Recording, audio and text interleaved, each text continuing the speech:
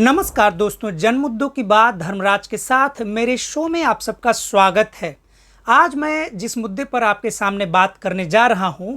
यह मुद्दा शहरी जीवन की यानी महानगर के जीवन की सबसे बड़ी समस्या बन गई है। लेकिन ये ऐसा जटिल मुद्दा है कि इन मुद्दों की समझ बहुत सारे ये जो समस्या झेल रहे हैं उनको भी नहीं है। हालांकि यह कहना बहुत अच्छा नहीं लग रहा है कि जो व्यक्ति समस्या झेल रहा है उसको अपने ही समस्या की जटिलता की समझ नहीं है, लेकिन सच बात यही है क्योंकि विगत दिनों ऐसे कई मौतें हमने देखी, अखबारों में पढ़ा, सोशल मीडिया के माध्यम से जाना, जिसमें सीधा सीधा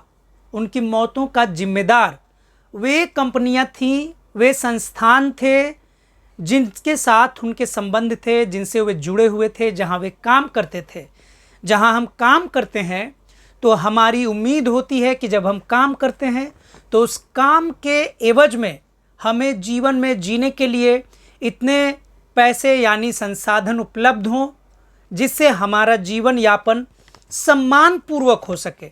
लेकिन सम्मान से जीने की चाह और सम्मान से जीने की स्थिति भारत में दिन प्रतिदिन बद से बदतर होती जा रही है। कॉरपोरेट जगत में आए दिन वर्क प्रेशर के कारण यानी काम के बोझ के कारण मौतों की खबरें आते रहती हैं, लेकिन किसी भी मौत में जो मृतक हैं उनके परिवार वालों ने कंपनियों को दोषी ठहराया हो, कम से कम कंपनियों के खिलाफ बयानबाजी की हो, ऐसी बातें देखने को नहीं मिलती है। दरअसल महाराष्ट्र के पुणे में 26 वर्षीय युवती अन्ना सेबेस्टियन पेराइल की अत्यधिक काम के दबाव की वजह से मौत हो गई। केरल की रहने वाली अन्ना अर्न्स्ट एंड यंग यानी EY कंपनी में काम करती थीं। उनकी मां ने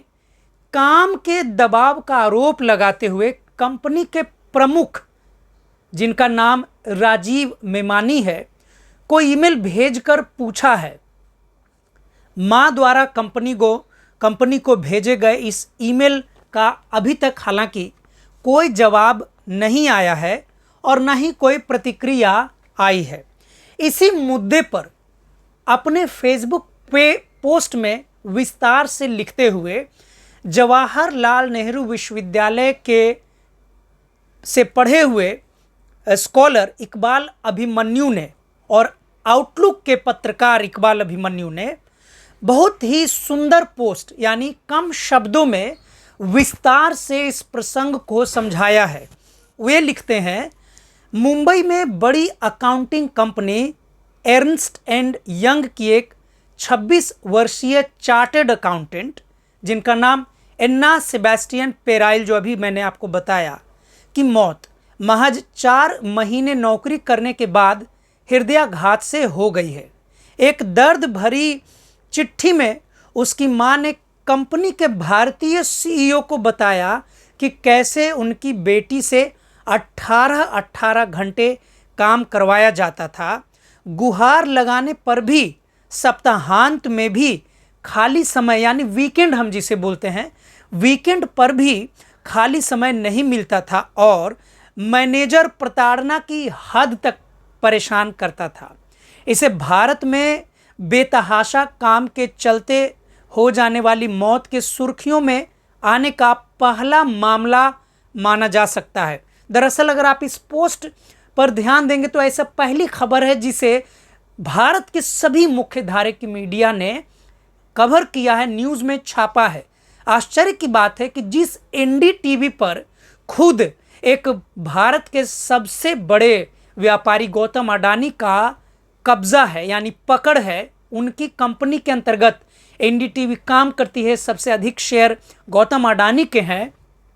उस NDTV चैनल में भी यह खबर इसी भाषा के साथ, ऐसी प्रमुखता के साथ छपी थी।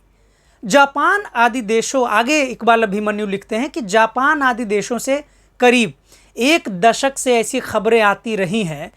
जापान से याद आता है कि जापान में अभी 40,000 ऐसे लोगों का जिक्र आया जिनकी मौतें उनके घर में हो गई और ऐसे तमाम जगहों में हो गई, और उनके लाश को उठाने के लिए भी कोई भी व्यक्ति नहीं था। दरअसल जापान के संदर्भ में यह एक एजिंग का भी मामला था। एजिंग का मतलब कि नई पीढ़ी, जो युवा पीढ़ी है, वह काम के बोझ तले इतना दब गई है कि पूरे पारिवारिक संरचना से हट गई है, तीतर बीतर हो गई है, और जापान के बुजुर्ग अकेले रहने पर मजबूर हो गए हैं। अकेलापन इस कदर जापान के वृद्धों को घेर चुका है कि कब उनकी मृत्यु उनके घरों में हो जाती है, यह तब पता चलता है जब उनके घरों से उनके लाशों के सड़ने की बदबू आने लगती है और पड़ोसियों का जीना मुहाल हो जाता है। आगे इसी पोस्ट में इकबाल अभिमन्यु लिखते हैं कि इस पर मध्य वर्ग में अच्छा खासा गुस्सा है। बहुत से लोग सोशल मीडिया, लिंक्डइन आदि पर अपने अनुभव और असहायता जाहिर कर रहे हैं,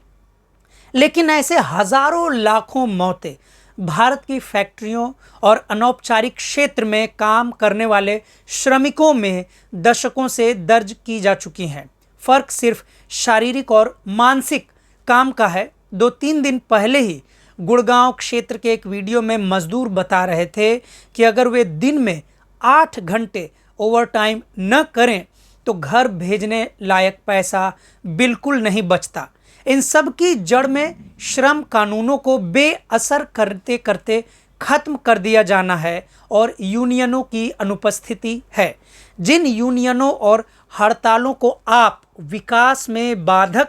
कामचोरी को बढ़ावा देने वाले मानते थे, जिन श्रम कानूनों को लाल फीतावाद बताकर पूंजीवाद की वेदी पर बलिदान कर दिया, वही आपकी जान बचाएंगे। सबसे पहले माने कि हम सब मजदूर हैं, उसके बाद आगे के संघर्ष का रास्ता खुलता है। इकबाल अभिमन्यु ने जो यह पोस्ट विस्तार से लिखा है, इसमें कुल मिलाकर अगर आप देखेंगे तो उस प्रशिक्षण यानी पारिवारिक प्रशिक्षण, सामाजिक दृष्टि, राजनीतिक समझ का मिश्रण है, जिसके माध्यम से साफ साफ आप समझ सकते हैं कि इकबाल अभिमन्यु जैसे पत्रकारों का लालन पालन एक समाजवादी परिवेश के भीतर हुआ है, जहां पर समाज के विकास को और देश के विकास की एक खास दृष्टि यानी सामाजिक दृष्टि विकसित की गई थी। भले ही आज महानगरीय जीवन में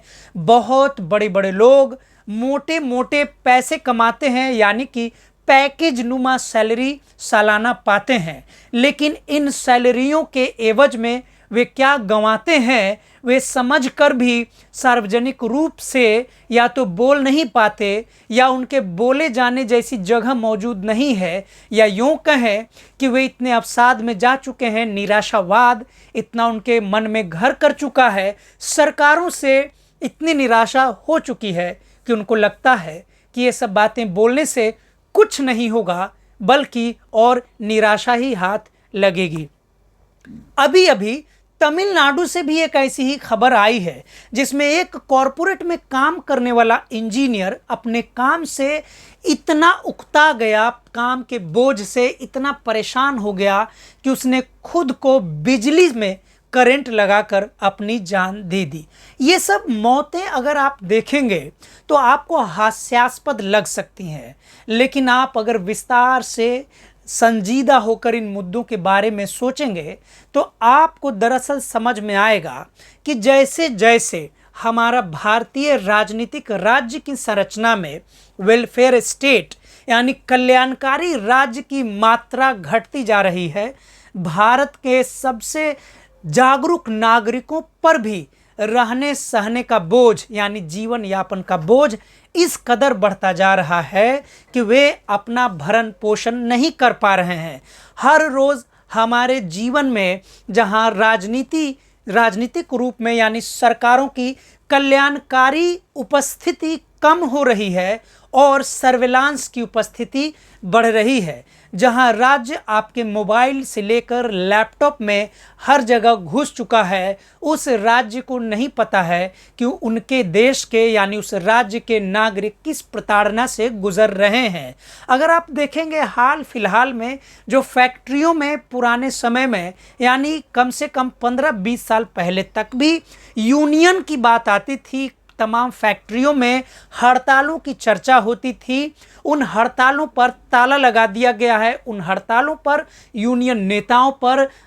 दमन इतना बढ़ा दिया गया है कि या तो उन्हें जेल ठूंस दिया गया, बहुत सारे नेताओं को दिन दहाड़े गोली मार दी गई। और आज तक सरकारों को इस बात में कोई दिलचस्पी नहीं रही कि जो हमारे जीवन में जो सार्वजनिक रूप में अपने संकट भरे जीवन को जीते हुए भी यूनियन लीडर जैसे लोग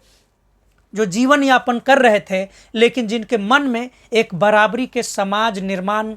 का सपना था, ऐसे लीडरों की हत्या होती रही और राज्य चुप रहा। अगर आप हत्या देखेंगे तो हिंसक हत्या को अगर थोड़ी देर के लिए हम किनारे भी रख दें तो सीधे सीधे राजनीतिक हत्या हमें दिख रहा है। आपको प्रधानमंत्री नरेंद्र मोदी 2014 में जब आए और प्रधानमंत्री बनते ही उन्होंने ऐसे कई सारे जगहों पर बैन यानी प्रतिबंध लगा दिया जहां पर भारत के नागरिक कम से कम एकजुट होकर आते थे, अपने मुद्दों पर नारा लगाते थे, धरना प्रदर्शन करते थे, हड़ताल करते थे और मेमोरेंडम यानी स्मार पत्र सरकार के नुमाइंदों को देते थे, चीफ सेक्रेटरी को या सेक्रेटरी रैंक को ऑफिसर को देते थे। और सेक्रेटरी भी उनसे यह वादा करते थे, नेता उनसे वादा करते थे कि आपके मुद्दों को, इस मेमोरेंडम के मुद्दे को हम सदन में यानी लोकसभा, राज्यसभा या राज्य के सदनों में उठाएंगे